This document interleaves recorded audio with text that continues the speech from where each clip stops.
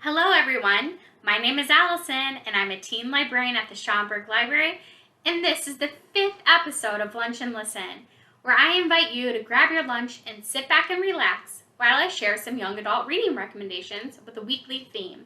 This week I'm highlighting fairy tale retellings. To me, a good retelling keeps some of the elements of the original tale while also making it unique, since I don't want to read the exact same story. It has to have a good balance between the two.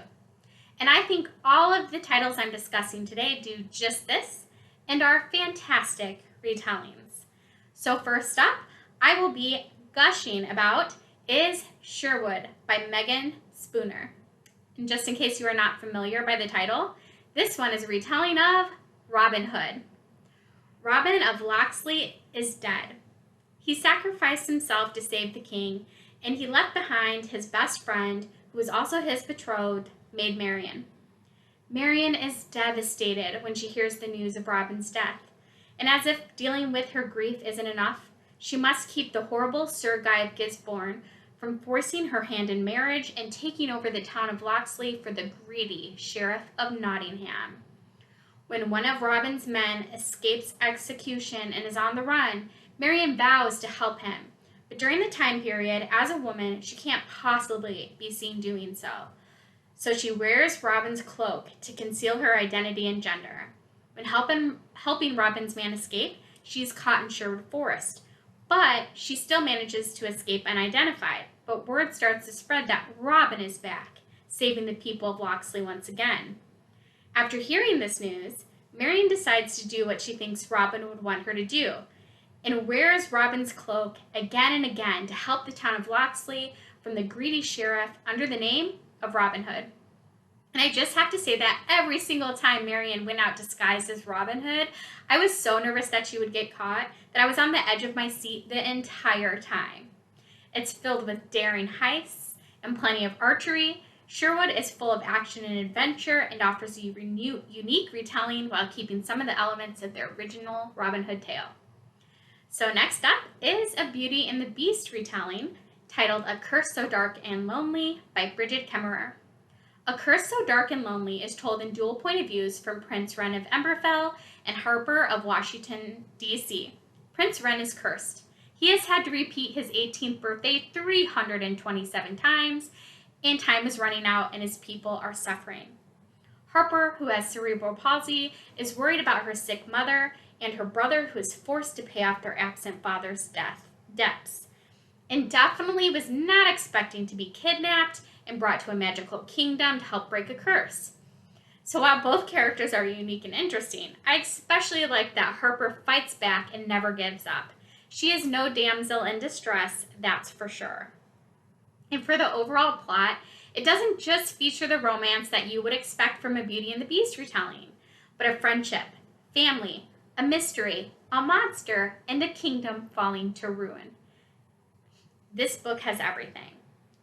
And it is currently my favorite Beauty and the Beast retelling, and I hope you enjoy it as well. So the third book I'll be talking about today is A Blade So Black by L.L. McKinney, which is an Alice in Wonderland retelling. The day her father died was the day Alice's life changed forever. While she is literally running from her grief after her father's passing, she is attacked by a nightmare and is saved by Addison, a curiouser who sees something special in Alice and decides to train her as a dream walker, someone who fights and destroys monstrous nightmares.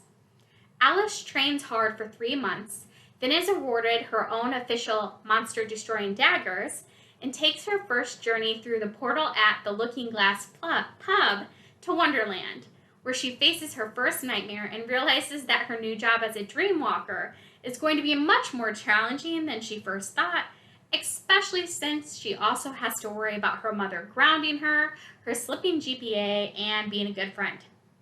It only gets worse when her mentor Addison is poisoned and she must find the antidote by venturing deep into the mysterious and dangerous Wonderland. A Blade So Black is a great choice for those that enjoy Alice in Wonderland, anyone that likes a fierce and hilariously sarcastic main character, and plenty of action in their novels. You can listen to A Blade So Black on Hoopla or you can place a hold for the physical book on our library website. So I'm also going to very quickly highlight 2 other retelling series that are not fantasy genre retellings to add a little variety to this video. First up is the Lunar Chronicles by Marissa Meyer, a science fiction series that starts with Cinder, which is a retelling of Cinderella, where Cinder is a cyborg and the world is dealing with a plague. And the other books in this series all feature other fairy tale retellings, including Little Red Riding Hood, Rapunzel, and Snow White. And then, last but not least, is Once Upon a Con, which is a contemporary realistic retelling series by Ashley Poston. And the first book is Geekerella, a Cinderella retelling featuring fandoms and Comic-Con.